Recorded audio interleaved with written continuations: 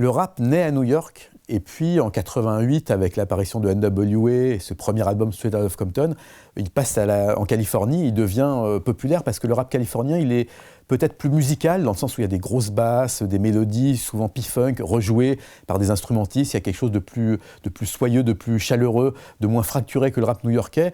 Et puis une fascination pour la violence aussi, puisque c'est des musiques des textes assez brutaux. Ce qu'on appelle gangster rap, c'est quand même le récit de ce qui se passe dans le ghetto, avec des drive-by shootings, des armes, beaucoup de violence et une certaine fascination pour cette violence.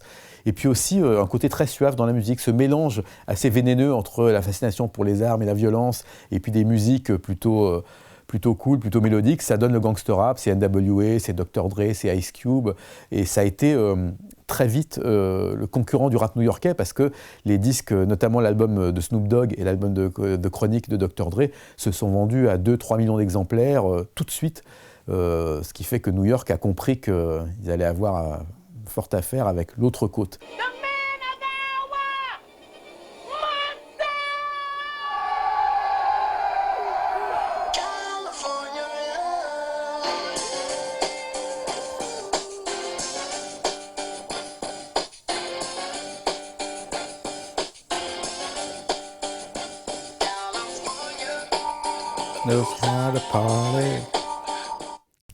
Alors là, il y a tout, l'intro de Chris Rock, devenu un fameux comique depuis, le sample de Joe Cocker, la talkbox de Roger Troutman, et puis évidemment la production de Dr. Dre, Tupac Shakur.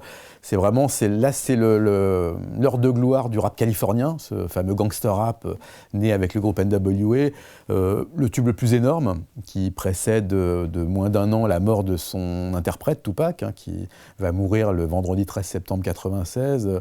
Le clip dit de Mad Max, parce que c'est vraiment une image un peu comme Mad Max 3, Thunderdome, sans Tina Turner, mais avec des coupes de cheveux et des accidents capillaires incroyables aussi.